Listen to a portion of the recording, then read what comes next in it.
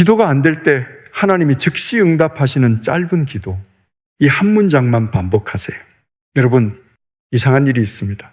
성경에서 가장 빠르게 응답받은 기도들을 전부 모아봤습니다. 공통점이 딱 하나 있습니다. 전부 5글자에서 10글자 내외입니다. 성전 뒤편에서 가슴을 치며 드린 기도, 죽어가는 딸을 위해 예수님 발 앞에 엎드린 기도, 흔들리는 믿음을 그대로 고백한 기도, 하나님은 즉시 응답하셨습니다. 반면에 성경 안에 길게 공들여 기도를 드린 사람이 있습니다. 바리새인은 성전에서 자신의 선행을 낱낱이 고했습니다.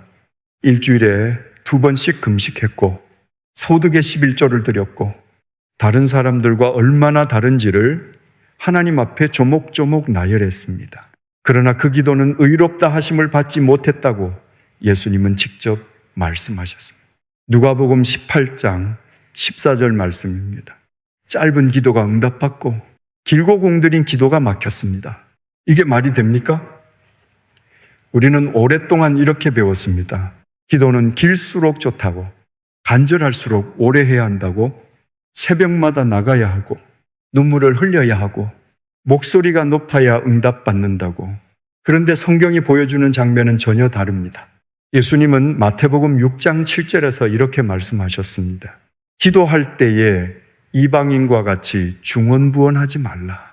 그들은 말을 많이 하여야 들으실 줄 생각하느니라. 말을 많이 해야 들으신다는 생각, 그것이 하나님의 방식이 아니라고 하셨습니다. 그렇다면 기도가 막히는 진짜 이유가 따로 있다는 뜻입니다. 오늘 그것을 말씀드리겠습니다. 성경에서 하나님이 즉각 응답하신 기도들에는 한 가지 비밀이 있습니다. 긴 기도는 때로 내 말로 하나님을 설득하려는 시도가 됩니다. 그런데 짧은 기도는 다릅니다. 내 말을 멈추고 하나님 앞에 그냥 서는 것입니다. 설명이 아니라 신뢰입니다. 오늘 이 시간 하나님이 즉시 응답하시는 5가지 짧은 기도를 함께 나누겠습니다. 이 5문장이 여러분의 막힌 기도의 문을 다시 열어드릴 것입니다. 그 말씀을 드리기 전에 먼저 한 분의 이야기를 들어보시겠습니까? 75살 강신우 장로님이십니다. 장로님은 교회 안에서 특별한 분이셨습니다. 어떤 상황에서도 얼굴이 평안하셨습니다. 그냥 성격이 느긋한 분이 아니었습니다. 장로님도 삶에 무게가 있으셨습니다. 운영하시던 사업이 몇 년째 어렵다는 소문이 돌았습니다. 자녀 중 한 명이 오래 아프다는 얘기도 들렸습니다. 그런데 예배 시간에 장로님 얼굴은 늘 한결같으셨습니다.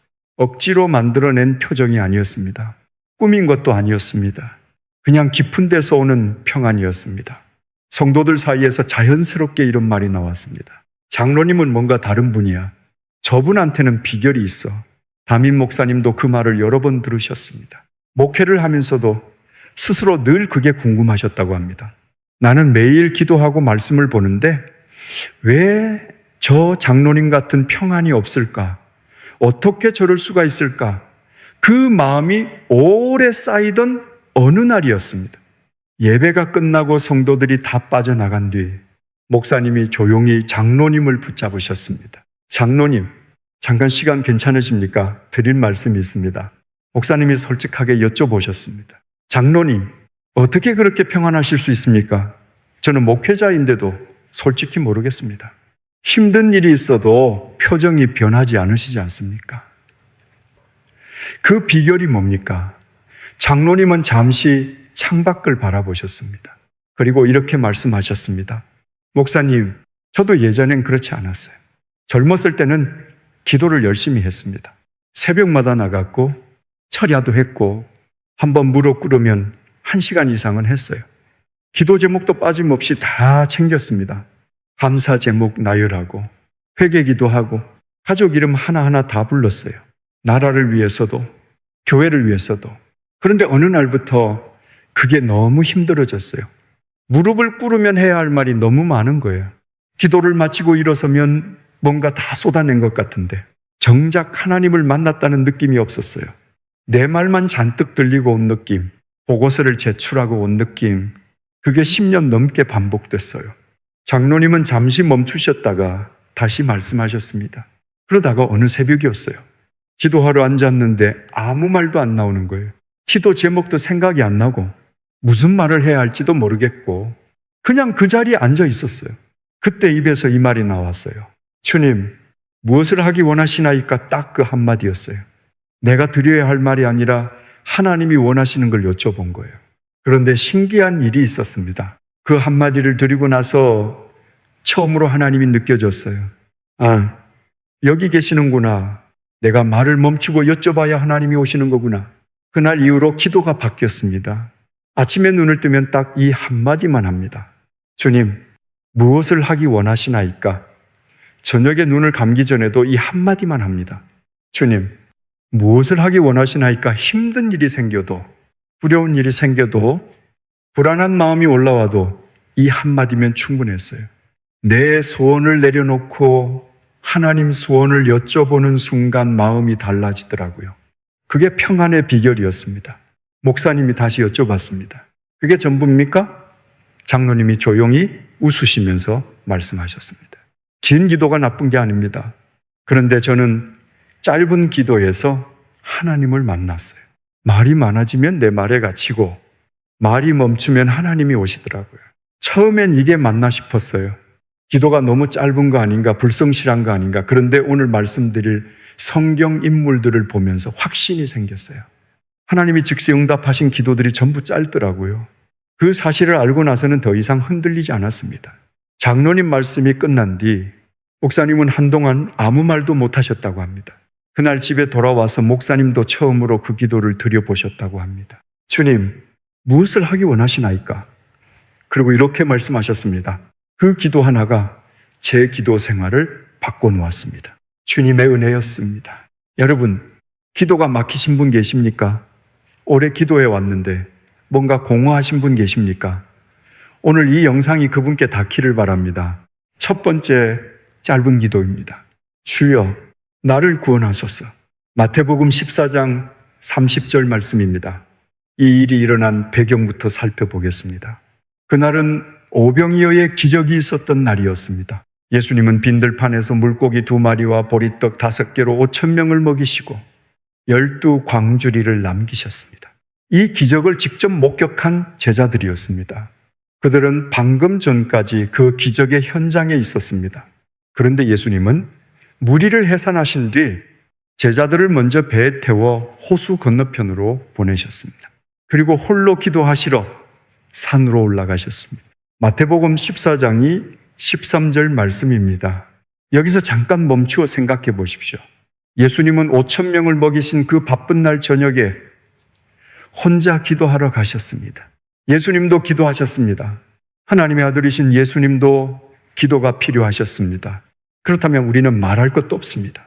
제자들은 배를 타고 갈릴리 호수를 건너고 있었습니다. 갈릴리 호수는 해수면보다 약 200m 낮은 곳에 위치해 있습니다. 주변이 높은 언덕으로 둘러싸여 있어서 바람이 갑자기 불어닥치는 경우가 많은 지형이었습니다. 그날 밤도 풍랑이 일었습니다. 파도가 높았습니다. 제자들 중에는 베드로처럼 어부 출신도 있었습니다. 갈릴리 호수를 수십 년 다닌 사람들이었습니다. 그런 사람들도 두려움에 떨었습니다. 밤새 노를 저으며 싸웠지만 새벽 4시가 되도록 나아가지 못하고 있었습니다. 그때였습니다. 예수님이 물 위를 걸어오고 계셨습니다. 제자들은 유령인 줄 알고 소리를 질렀습니다. 두려움이 공황이 되었습니다. 그때 예수님이 말씀하셨습니다. 마태복음 14장이 17절입니다. 안심하라. 나니 두려워하지 말라. 그 순간 베드로가 외쳤습니다. 주님이시거든 나를 명하사 물 위로 오라 하소서. 예수님이 대답하셨습니다. 오라. 베드로가 배에서 내렸습니다. 물 위를 걸었습니다. 정말로 걸었습니다. 여기서 한 가지 생각해 보십시오. 배에 남은 제자들은 아무도 내리지 않았습니다. 베드로만 내렸습니다. 베드로는 완전한 믿음이 있어서 내린 게 아니었습니다. 그냥 뛰어내렸습니다. 그런데 그 뛰어내림이 기적을 만들었습니다. 발 아래로 물이 느껴졌을 것입니다. 예수님이 보였습니다. 그런데 파도 소리가 귀에 들어왔습니다. 바람이 얼굴을 때렸습니다. 베드로의 눈이 예수님에게서 파도로 옮겨갔습니다. 그 순간 두려움이 밀려왔습니다. 그리고 베드로는 물속으로 가라앉기 시작했습니다. 베드로가 가라앉은 이유가 무엇입니까? 믿음이 없어서였습니까? 아닙니다. 베드로는 믿음이 있었습니다. 그래서 배에서 내렸습니다. 베드로가 가라앉은 이유는 시선이 바뀌었기 때문입니다. 예수님을 바라볼 때는 걸었습니다. 파도를 바라보는 순간 가라앉았습니다. 이것이 오늘 우리에게 주는 교훈입니다. 문제를 바라볼 때 우리는 가라앉습니다. 예수님을 바라볼 때 우리는 걸을 수 있습니다. 그런데 그보다 더 중요한 것이 있습니다. 베드로가 가라앉기 시작했을 때 예수님은 어디 계셨습니까? 멀리 계시지 않았습니다. 바로 옆에 계셨습니다. 손을 뻗으면 닿는 거리에 계셨습니다.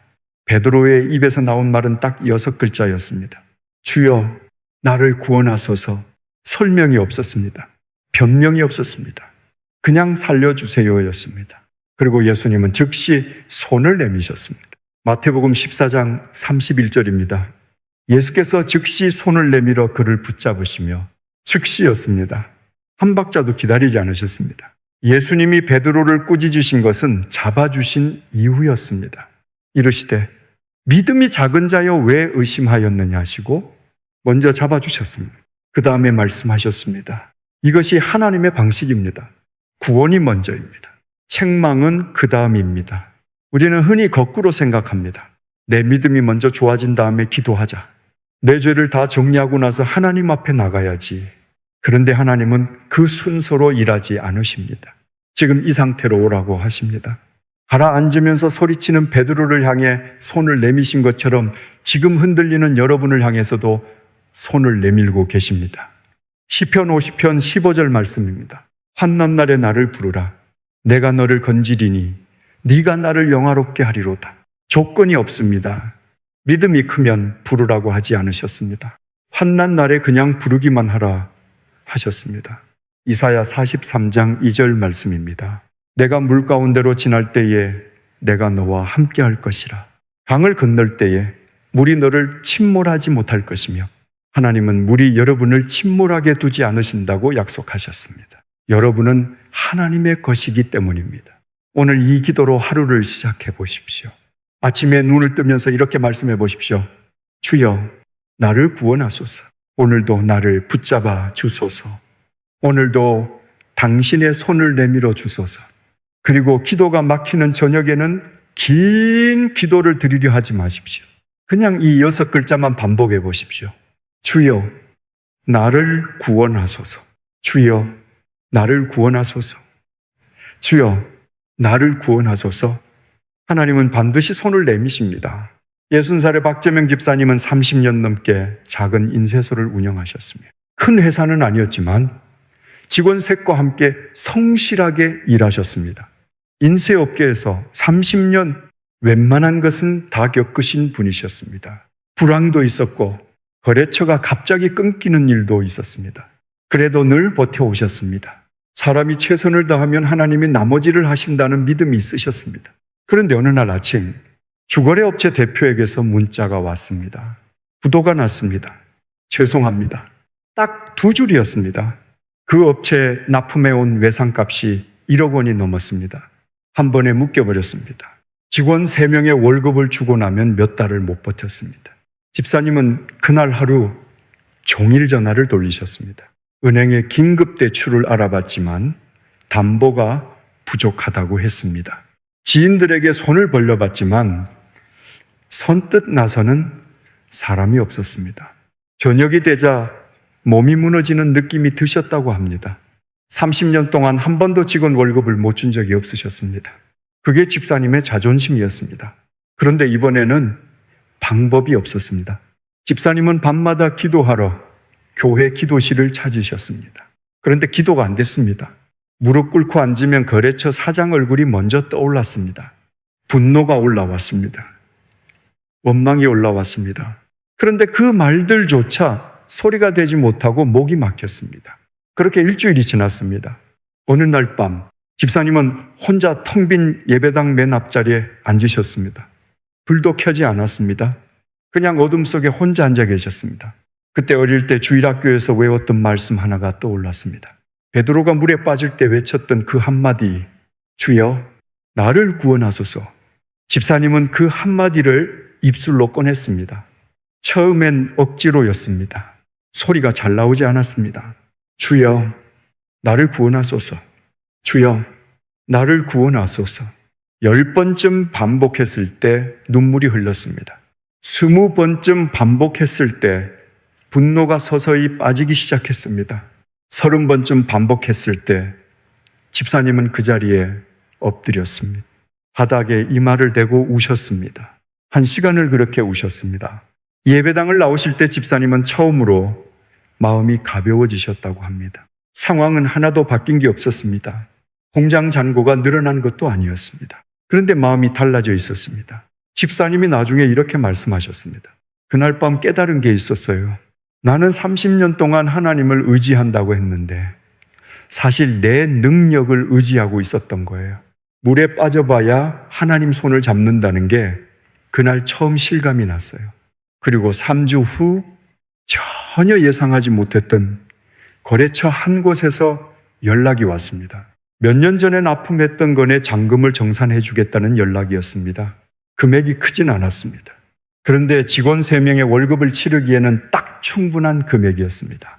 집사님은 그 돈을 받고 한동안 멍하니 계셨다고 합니다. 그리고 직원들에게 월급을 주시면서 처음으로 눈물을 흘리며 감사 기도를 드리셨다고 합니다. 주님의 은혜였습니다. 여러분, 지금 당장 기도가 안 되십니까? 말이 막히십니까? 지금 딱 이 한마디만 해보십시오. 주여, 나를 구원하소서. 베드로가 물에 빠졌을 때 예수님은 즉시 손을 내미셨습니다. 지금도 그 손은 여러분을 향해 뻗어 있습니다. 두 번째 짧은 기도입니다. 하나님이여 불쌍히 여기소서. 누가복음 18장 13절 말씀입니다. 예수님께서 두 사람의 기도 이야기를 비유로 들려주셨습니다. 이 비유의 배경을 먼저 이해해야 합니다. 누가복음 18장 9절에서 예수님은 이렇게 말씀하셨습니다. 또 자기를 의롭다고 믿고 다른 사람을 멸시하는 자들에게 이 비유로 말씀하시되 이 비유를 들어야 할 대상이 누구인지 밝히신 것입니다. 자기를 의롭다고 믿는 자들, 다른 사람을 멸시하는 자들에게 하신 말씀입니다.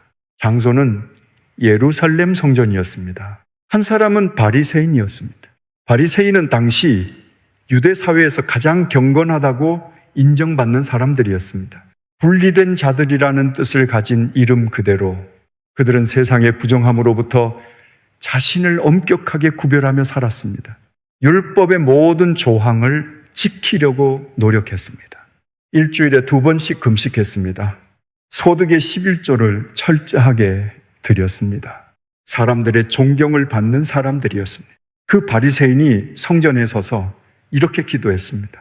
하나님이여, 나는 다른 사람들, 곧 토색, 불에, 간음을 하는 자들과 같지 아니하고 이 세리와도 같지 아니함을 감사하나이다. 나는 일주일에 2번씩 금식하고 또 소득의 11조를 드리나이다. 이 기도를 들여다보면은 나라는 단어가 계속 반복됩니다. 나는 이렇게 했다. 나는 저렇게 했다. 나는 저 사람과 다르다. 기도의 중심이 하나님이 아니라 자기 자신이었습니다.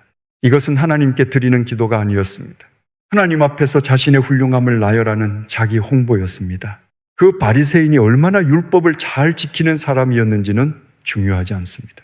문제는 그 모든 행위가 하나님을 향한 것이 아니라 자신의 의로움을 확인하기 위한 것이었다는 점입니다. 그런데 또 다른 한 사람이 있었습니다. 세리였습니다. 세리는 당시 로마 제국을 위해 동족에게서 세금을 거두는 사람이었습니다. 유대인들에게는 민족의 배신자였습니다. 때로는 정해진 세금 위에 자신의 이익을 얹어받기도 했습니다. 종교적으로도 사회적으로도 도덕적으로도 가장 낮은 자리에 있던 사람이었습니다. 그 세리가 성전 뒤편에 멀찍이 서 있었습니다. 성전 안에 들어왔지만 앞으로 나아가지 못했습니다. 자신이 하나님 가까이에 설 자격이 없다는 것을 알았기 때문입니다. 눈을 하늘로 들지도 못했습니다. 가슴을 치며 이렇게 말했습니다. 하나님이여 불쌍히 여기소서. 나는 죄인이로소이다. 딱 그 한마디였습니다. 자신이 그래도 이런 점은 잘했다는 말이 없었습니다. 앞으로 이렇게 하겠다는 다짐도 없었습니다. 그냥 불쌍히 여겨주십시오였습니다. 여기서 가슴을 친다는 행위를 주목하십시오. 당시 유대 문화에서 가슴을 치는 것은 극심한 슬픔과 자책의 표현이었습니다. 이 세리는 기도를 드리면서 자신의 죄에 대해 진심으로 아파하고 있었습니다. 형식이 아니었습니다. 진심이었습니다. 그리고 예수님은 이렇게 말씀하셨습니다. 누가복음 18장 14절입니다. 내가 너희에게 이르노니 이에 저 바리새인이 아니고 이 사람이 의롭다 하심을 받고 그의 집으로 내려갔느니라. 무릇 자기를 높이는 자는 낮아지고 자기를 낮추는 자는 높아지리라. 세리가 의롭다 하심을 받았습니다. 긴 기도를 드린 바리새인이 아니라 짧게 가슴을 치며 한마디 한 세리가 의롭다 하심을 받았습니다. 왜 그렇습니까? 두 기도의 차이는 길이가 아니었습니다. 방향이 달랐습니다. 바리새인의 기도는 위를 향하는 척했지만 사실은 자기 자신을 향한 기도였습니다. 그러나 세리의 기도는 달랐습니다. 온전히 하나님을 향한 기도였습니다. 나는 아무것도 내세울 것이 없습니다. 그냥 불쌍히 여겨주십시오. 시편 51편 17절 말씀입니다. 하나님께서 구하시는 제사는 상한 심령이라. 하나님이여 상하고 통회하는 마음을 주께서 멸시하지 아니하시리이다. 상한 심령입니다. 완벽한 심령이 아닙니다. 상하고 부서지고 통회하는 마음, 그것이 하나님이 받으시는 제사라고 말씀하십니다. 이 말씀은 다윗이 드린 고백입니다. 다윗은 밧세바와의 간음이라는 큰 죄를 지은 사람이기도 했습니다. 그런 다윗이 하나님께 용서를 구하며 드린 기도가 시편 51편입니다. 그 기도에서 다윗은 자신의 선행을 나열하지 않았습니다. 대신 시편 51편 4절에서 이렇게 고백했습니다.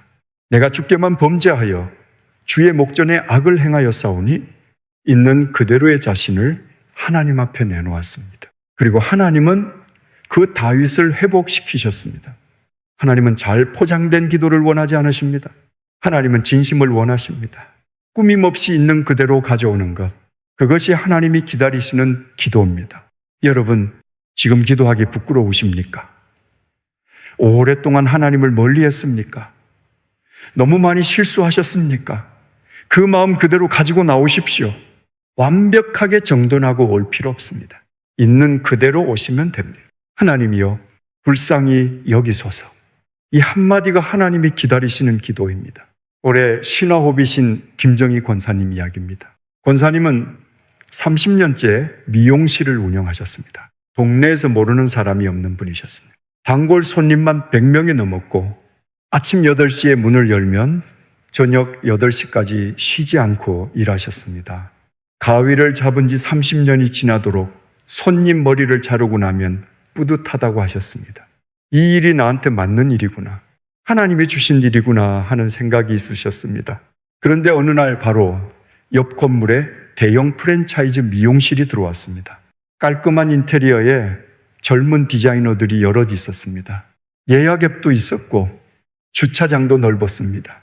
처음엔 괜찮겠지 싶으셨습니다. 30년 단골들이 있으니까요. 그런데 한 달이 지나면서 손님이 줄기 시작했습니다. 2달이 지나자 눈에 띄게 줄었습니다. 석 달이 지나자 하루에 손님이 2-3명도 안 오는 날이 생겼습니다. 가슴이 철렁했습니다. 권사님은 기도하셨습니다.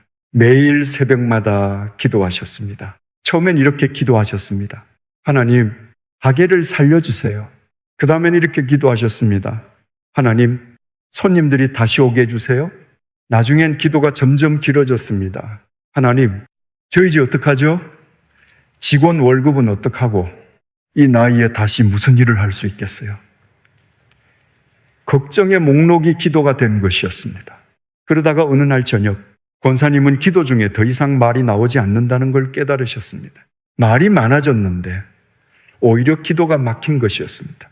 그렇게 2달이 흘렀습니다. 매일 미용실에 나오셔서 문을 여셨지만 기도는 드리지 못하셨습니다. 그러던 어느 저녁 문 닫을 준비를 하시다가 오래된 찬송가 악보집이 눈에 띄었습니다. 손님이 없는 동안 정리하다가 선반 위에 올려두셨던 것이었습니다. 그걸 펼쳤더니 젊은 시절에 즐겨 부르던 찬송이 나왔습니다. 388장이었습니다. 주 안에 있는 나에게 딴 근심이 있으랴. 권사님은 그 소절을 멍하니 읽으셨습니다. 그리고 입술로 흥얼거리기 시작하셨습니다. 목소리가 떨렸습니다. 한 소절을 넘기지 못하고 눈물이 쏟아졌습니다. 가게가 살아나길 구한 게 아니었습니다. 월세 걱정을 내려놓은 게 아니었습니다. 그냥 울었습니다. 30년 동안 이 가게에서 보낸 시간들이 눈앞에 지나갔습니다. 아이들 학비 벌려고 명절도 반납하고 일했던 날들, 손님 한 분 한 분의 얼굴들, 처음 문을 열던 날 얼마나 떨렸는지 그 눈물이 한참을 흘렀습니다. 그리고 눈물이 멈추고 나서 권사님은 처음으로 밥이 맛있게 넘어갔다고 하셨습니다. 2달 만에 처음이었습니다. 주님의 은혜였습니다. 여러분 중에도 지금 기도하고 싶은데 말이 안 나오시는 분 계십니까? 걱정이 너무 많아서 오히려 기도가 막히신 분 계십니까?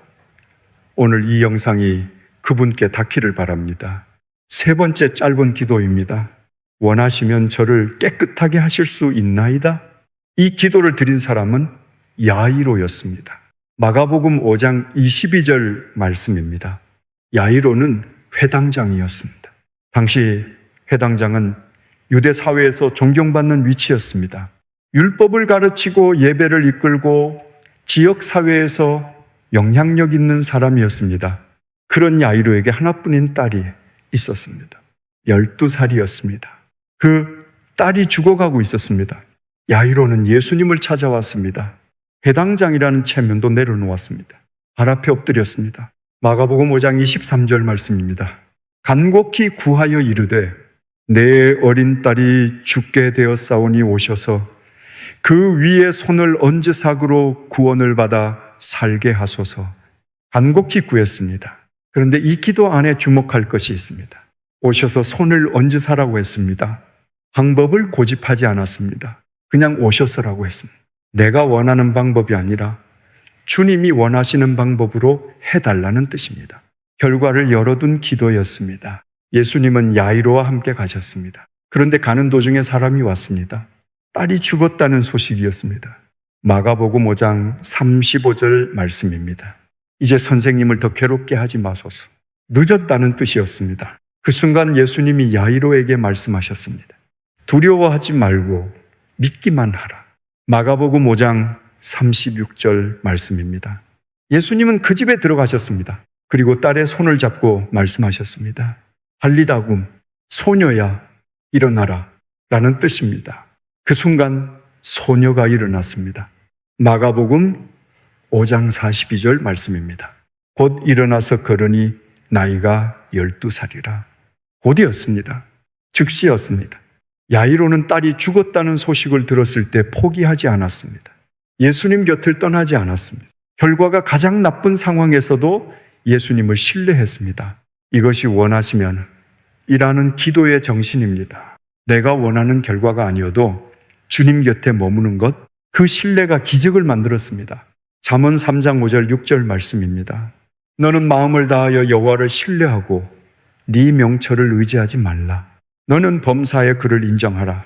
그리하면 네 길을 지도하시리라. 범사에 그를 인정하는 것, 내 계획보다 하나님의 뜻을 먼저 묻는 것, 그것이 바로 원하시면이라는 기도입니다. 결과가 두려워서 기도가 막히고 있지는 않으십니까? 오늘 그 결과를 내려놓으십시오. 원하시면 하실 수 있나이다. 이 한마디가 하나님의 손을 여는 기도입니다. 70살 정동철 장로님의 이야기를 들려드리겠습니다. 장로님은 15년 전에 위암 수술을 받으셨습니다. 다행히 초기에 발견해서 수술이 잘 됐습니다. 그 이후로 매년 정기검진을 빠짐없이 받으셨습니다. 건강의 소중함을 몸으로 아신 분이셨습니다. 그런데 3년 전 정기검진에서 이상 소견이 나왔습니다. 다른 부위에서 의심스러운 부분이 발견됐다는 것이었습니다. 조직 검사를 받아야 한다고 했습니다. 결과를 기다리는 이 주가 장로님께는 너무 길고 긴 시간이었습니다. 잠이 오지 않았습니다. 밥이 넘어가지 않았습니다. 그리고 기도를 못 하셨습니다. 하나님, 암이 아니게 해주세요. 이 말이 목구멍까지 올라오는데 그 다음 말이 나오지 않았습니다. 만약 암이라면 어쩌지 그 두려움이 기도를 막았습니다. 하나님이 아니요라고 하실까봐 차마 여쭤보지 못하는 것이었습니다. 장로님의 아내 권사님이 어느 날 밤 장로님 손을 꼭 잡고 말씀하셨습니다. 여보, 우리 야이로처럼 기도해요. 결과를 주님께 맡기고 그냥 믿기만 하자고. 장로님은 처음엔 그 말이 선뜻 받아들여지지 않으셨습니다. 원하시면이라는 말이 마치 하나님께 선택의 여지를 드리는 것 같아서 혹시라도 하나님이 원하지 않는 쪽을 택하실까 봐 두려웠습니다. 그때 권사님이 조용히 말씀하셨습니다. 여보, 하나님이 우리 결과를 이미 다 알고 계신데 우리가 암이 아니게 해주세요라고 조르는 게 기도일까요? 아니면 당신의 뜻에 맡깁니다라고 항복하는 게 기도일까요? 그 말이 장로님 마음에 깊이 박혔습니다. 장로님은 그날 밤 오래 생각하셨습니다. 그리고 늦은 밤에 혼자 무릎을 꿇으셨습니다. 하나님, 원하시면 저를 낫게 하실 수 있습니다. 그 결과를 주님께 맡깁니다. 저는 주님의 결정을 신뢰합니다. 그 기도를 드리고 나서 장로님은 오랜만에 잠을 주무실 수 있었습니다. 그 기도를 2주 동안 매일 드리셨습니다. 결과는 양성 종양이었습니다. 수술 없이 경과 관찰로도 충분하다는 소견이었습니다. 장로님은 이렇게 말씀하셨습니다. 그때 만약 결과가 달랐더라도 그 기도는 드렸어야 했어요. 그 기도를 드리고 나서 처음으로 잠들 수 있었을 때 저는 이미 응답을 받은 것이었어요. 주님의 은혜였습니다. 네 번째, 짧은 기도입니다. 믿나이다. 나의 믿음 없는 것을 도와주소서. 이 기도의 마음을 가장 잘 보여주는 인물이 있습니다. 바로 도마입니다. 요한복음 20장 말씀입니다. 예수님이 부활하신 날 저녁이었습니다. 제자들이 한 방에 모여 문을 잠그고 있었습니다. 두려웠기 때문입니다. 그 자리에 예수님이 나타나셨습니다. 그런데 도마는 그 자리에 없었습니다. 나중에 다른 제자들이 도마에게 말했습니다. 우리가 주를 보았노라. 도마가 말했습니다. 요한복음 20장 25절 말씀입니다. 내가 그의 손에 못자국을 보며 내 손가락을 그 못자국에 넣으며 내 손을 그 옆구리에 넣어보지 않고는 믿지 아니하겠노라. 도마는 솔직했습니다. 믿고 싶지 않은 게 아니었습니다. 믿어지지 않는 것이었습니다. 그 솔직함을 그대로 꺼냈습니다. 8해 후였습니다. 제자들이 다시 모였습니다. 이번엔 도마도 함께 있었습니다. 예수님이 다시 나타나셨습니다. 그리고 도마에게 말씀하셨습니다. 요한복음 20장이 17절 말씀입니다. 네 손가락을 이리 내밀어 네 손을 보고 내 손을 내밀어 내 옆구리에 넣어보라. 그리하여 믿음 없는 자가 되지 말고 믿는 자가 되라. 도마가 그 자리에서 고백했습니다. 요한복음 20장 28절 말씀입니다. 나의 주님이시요 나의 하나님이시니이다. 이것이 바로 믿나이다. 나의 믿음 없는 것을 도와주소서의 마음입니다. 도마는 믿지 못하겠다고 했습니다. 그런데 예수님 앞에서 무너졌습니다. 믿음이 완전해져서 고백한 게 아니었습니다. 예수님이 먼저 찾아오셨습니다. 그리고 도마의 의심을 외면하지 않으셨습니다. 그 의심 그대로 받아주셨습니다. 예수님은 도마가 없는 자리에서도 나타나셨습니다. 그런데 8해를 기다리셨습니다. 도마가 있는 자리에 다시 오셨습니다. 믿음이 흔들리는 사람을 버리지 않으신다는 뜻입니다. 오히려 그 사람을 찾아오십니다. 고린도후서 12장 9절 말씀입니다. 내 은혜가 내게 족하도다. 이는 내 능력이 약한 데서 온전하여짐이라. 하나님의 능력은 우리가 강할 때 드러나는 것이 아닙니다.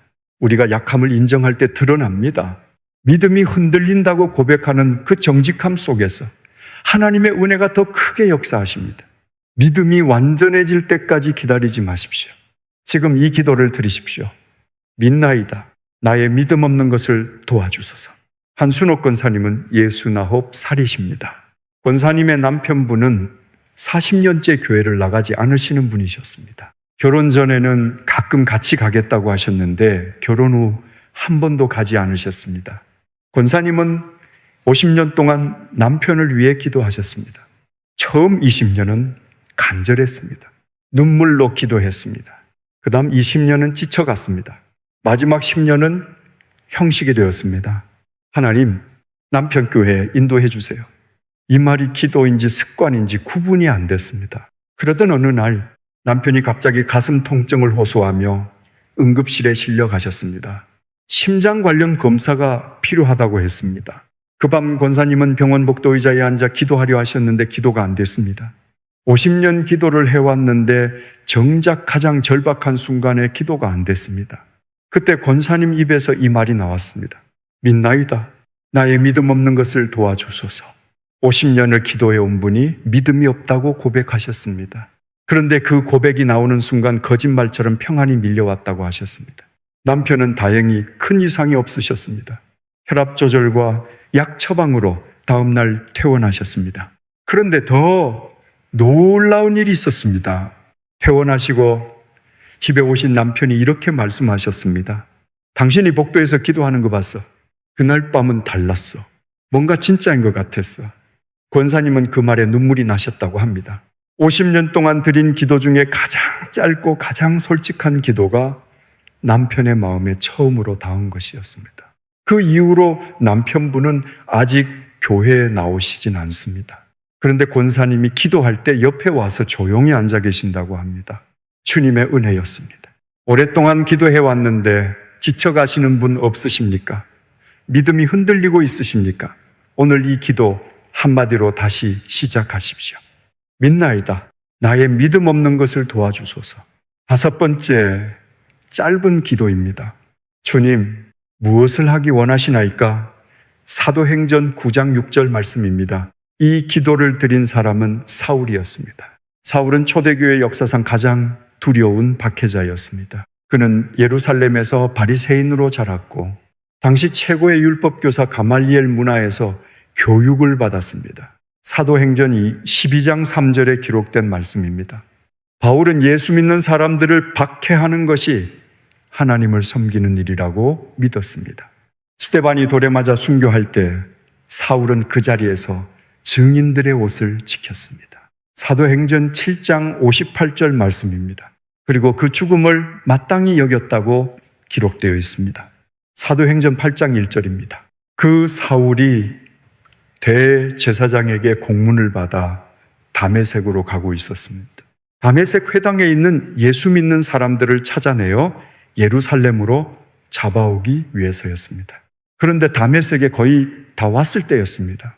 갑자기 하늘로부터 빛이 사울의 사방을 둘러 비추었습니다.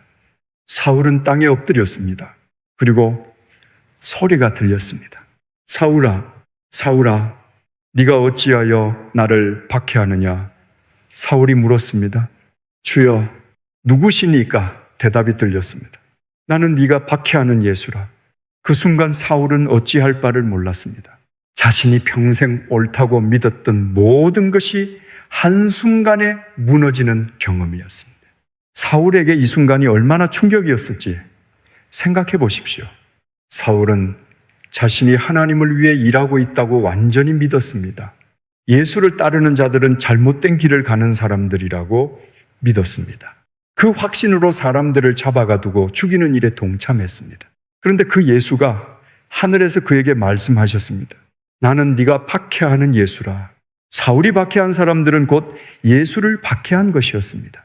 하나님을 위한다고 한 일이 사실은 하나님을 대적하는 일이었다는 것이 드러난 순간이었습니다. 그 순간 사울이 드린 기도가 이것이었습니다. 주님, 무엇을 하기 원하시나이까? 이 기도를 드리기 전과 후의 사울을 비교해 보십시오.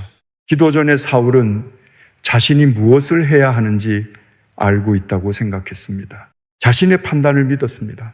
자신의 길이 맞다고 확신했습니다. 그런데 이 기도를 드리는 순간 사울은 완전히 다른 사람이 됩니다. 자신이 무엇을 해야 하는지 모른다고 인정하는 것입니다. 기도의 주어가 바뀌었습니다. 내가 원하는 것에서 주님이 원하시는 것으로 바뀌었습니다.